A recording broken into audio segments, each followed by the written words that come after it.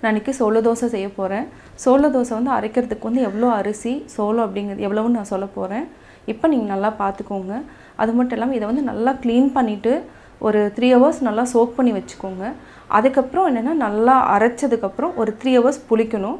இப்போ நான் எப்படி செய்கிறதுன்னு சொல்கிறேன், வாங்க பார்க்கலாம். தேவையான பொருட்கள் இதில் வந்து நான் 1 டம்ளர் வந்து இட்லி அரிசி எடுத்திருக்கேன். அதே மாதிரி 1 டம்ளர் வந்து வெள்ளை சோளம் எடுத்திருக்கேன். இப்போ ஒரே ஒரு கைப்பிடி வந்து துவரம்பருப்பும் சேர்ந்து மிக்ஸ் பண்ணி வச்சுருக்கேன். 4 வரமிளகாய், சீரகம் கொஞ்சம், கட்டி பெருங்காயம் கொஞ்சம் எடுத்திருக்கேன்.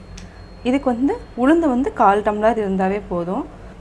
இப்போ இதே டம்ளரில் 1/4 டம்ளர் உளுந்து வந்து நான் எடுத்திருக்கேன். இதை வந்து நம்ம நல்லா ஊற வச்சுட்டு அரைச்சிட்டு நம்ம தோசை ஊற்றிக்கலாம். இப்போ வெள்ளை சோளம் வந்து நான் ஊற வச்சாச்சு. 3 hours ஆகிடுச்சு. அதே மாதிரி அரிசி, இந்த மிளகாய் வந்து நான் தண்ணியில் ஊற வச்சிருக்கு, ரொம்ப சாஃப்டாக இருக்கும். சீரகம், இது வந்து பெருங்காயம், கட்டி பெருங்காயம் போடுறோம். இது எல்லாத்தையும் நம்ம அரைச்சிட்டு இப்போ வந்து வெங்காயம் வந்து கொஞ்சம் அரிஞ்சு வச்சுருக்கேன், கருவேப்பிலை கொஞ்சமாக, எல்லாத்தையும் மிக்ஸ் பண்ணி இப்போ நம்ம தோசை ஊற்றிடலாம். இது ஃபஸ்ட்டு அரைச்சிக்கலாம். நல்லா ஆட்டியாச்சு. சோளம், அரிசி எல்லாத்தையும் நல்லா ஆட்டிட்டோம். இப்போ வந்து என்னென்னா நம்ம உப்பு போட்டுக்கலாம். ஒரு 3 மணி நேரம் புளிச்சிருச்சு மாவு. எவ்வளோ தேவையோ செக் பண்ணிவிட்டு போட்டுக்கோங்க. இது வந்து ரொம்ப நைஸாக அரைக்கணுன்ட்டு இல்லை, கொஞ்சம் லைட்டாக கரகரன்னு அரைச்சாவே போதும். இந்த இதில் இருந்தால் தோசை பதத்தில் இருக்கணும். சோளம், அதாவது வரமிளகாய் போட்டதுனால உங்களுக்கு இந்த ரெட் கலர் தெரியுது. இப்போ வந்து பெரிய வெங்காயம் வந்து நான் 2 வெங்காயம் கட் பண்ணி வச்சுருக்கேன், அதையும் போட்டு நல்லா மிக்ஸ் பண்ணிக்கலாம். கருவேப்பிலையும் பெரிய வெங்காயம்.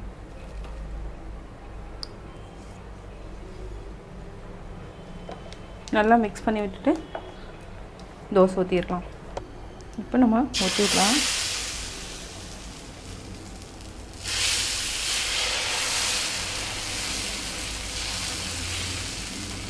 இதே வந்து அடை மாதிரி தான் வரும், வெங்காயம்லாம் போட்டுக்கிறதுனால இந்த மாதிரி வரும்.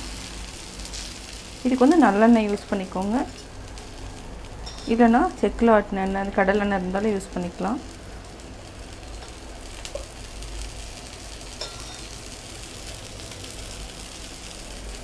ஃபஸ்ட்டு தோசை வந்து கொஞ்சம் எண்ணெய் நிறைய விட்டுக்கோங்க, அப்போ தான் வந்து கீழே வந்து பிடிக்காமல் வரும். இப்போ சிம்மில் வச்சுட்டு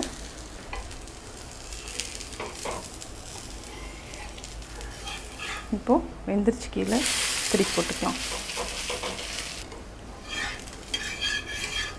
இப்போ நல்லா வெந்துருச்சு. இதே நம்ம இப்போ மாற்றிக்கலாம். இப்போது ரெடி ஆயிடுச்சு. Hello friends, welcome to pebbles. நான் இன்றைக்கி செய்ய போகிறது கல் தோசை. இது வந்து 2 டம்ளர் வந்து நம்ம இட்லி அரிசி எடுத்துட்டோன்னா 1/4 டம்ளர் உளுந்து, 1/4 டம்ளர் அவல், கொஞ்சமாக நம்ம வெந்தயம் எடுத்துகிட்டு நல்லா ஊற வச்சிடணும். அதாவது மினிமம் ஒரு 5 hours வந்து நல்லா ஊறணும்.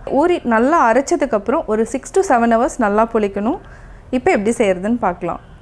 கல் தோசைக்கு தேவையான பொருள் என்னென்னா 2 கப் வந்து அரிசி எடுத்திருக்கேன். அதாவது இந்த கப்பில் 2 கப் எடுத்துருக்கிறேன். 3/4 டேபிள் ஸ்பூன் உளுந்து. இது ரெண்டுமே வந்து 3 hours வந்து நல்லா ஊற வச்சுட்டேன். ஒரு 2 கப் போட்டோன்னா 1/4 கப் உளுந்து, 1/4 கப் அவல். இந்த ரெண்டையும் 1.5 மணி நேரம் ஊறினாவே போதும். நம்ம இதை வந்து நல்லா ஊற வச்சு அரைச்சி எடுத்து வச்சுக்கலாம். இது வந்து மினிமம் வந்து 7 hours வந்து நல்லா புளிச்சாதான் தோசை வந்து நல்லா உப்பி வரும். ஃபஸ்ட்டு நம்ம இது எல்லாத்தையும் ஊற வச்சு அரைச்சிக்கலாம்.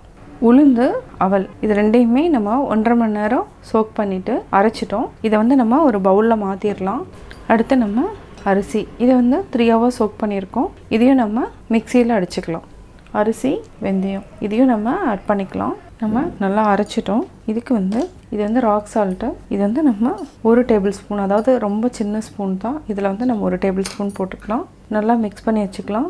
அதாவது அவல் போகிறதுனால நல்லா சாஃப்டாக வரும் கல் தோசை. அதே மாதிரி காலையில் வந்து ரொம்ப லைட்டாக தான் இருக்கும், ஹெவியாக இருக்காது. இது 2 தோசை சாப்பிட்டிங்கனாவே போதும். இது கூட வந்து தேங்காய் சட்னி, குழந்தைங்களுக்கு வேணால் நம்ம ஸ்வீட் மாதிரி, அதாவது வெல்லம், தேங்காய் நல்லா மேலே தூவிட்டு அந்த மாதிரியும் கொடுக்கலாம். ஸ்வீட் தோசை அதுவும் டேஸ்ட்டாக இருக்கும்.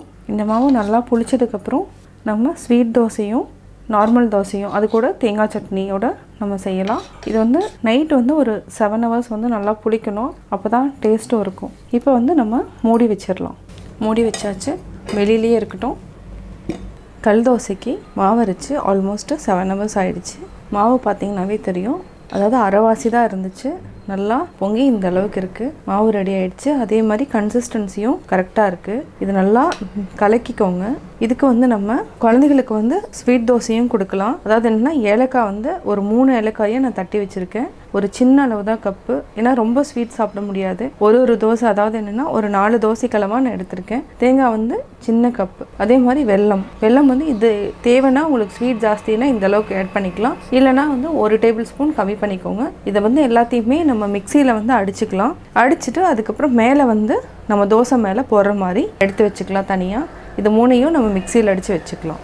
நான் வந்து வெல்லம் மட்டும் மிக்சியில் அடிச்சுட்டேன். இதை ஆட் பண்ணிக்கலாம். தேங்காய் வந்து கொஞ்சம் நரநரனே இருக்கட்டும். நீங்கள் தேவைன்னா அடிச்சுக்கோங்க. இது கூட ஏலக்காய் இதுவும் பொடி பண்ணியாச்சு. தேங்காய் இதை நல்லா மிக்ஸ் பண்ணிக்கோங்க. இதை தனியாக வச்சுக்கலாம். எடுத்தேன். இப்போ தோசை ஊற்றிக்கலாம். ஃபஸ்ட்டு நம்ம தோசைக்கல் வச்சுட்டோம்.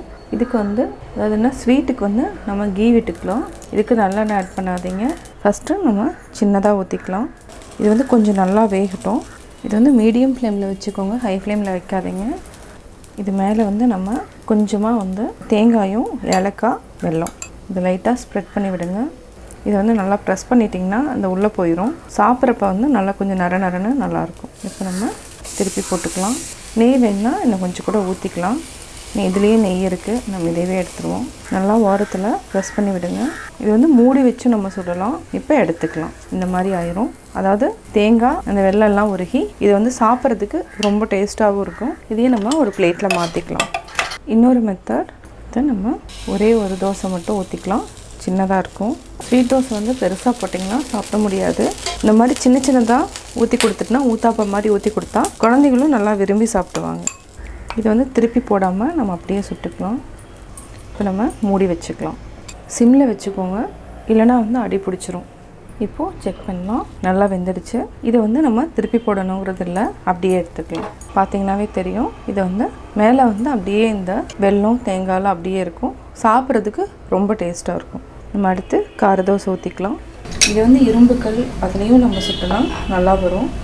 கல் தோசை எப்போவுமே கொஞ்சம் திக்காக தான் இருக்கும். இதுக்கு வந்து நம்ம நல்லெண்ணெய் ஆட் பண்ணிக்கலாம். இதுக்கு தேங்காய் சட்னி, கொத்தமல்லி சட்னி, புதினா சட்னி, தக்காளி எந்த சட்னி வேணாலும் எடுத்துக்கலாம். கல் தோசை எப்போவுமே பார்த்தாவே தெரியும். அதாவது என்னன்னா இந்த சின்ன டாட் மாதிரி இருக்கும்.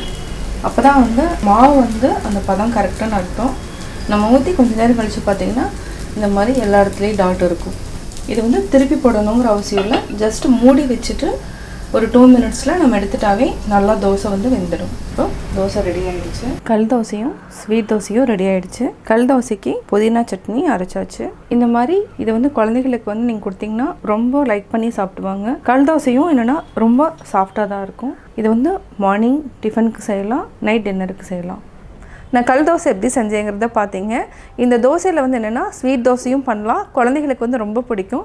அதாவது தேங்காய், வெல்லம், ஏலக்காய் பொடி இந்த 3ஐயும் நல்லா மிக்ஸ் பண்ணிவிட்டு குட்டி தோசையாக வந்து நம்ம வந்து வாத்து கொடுக்கலாம்.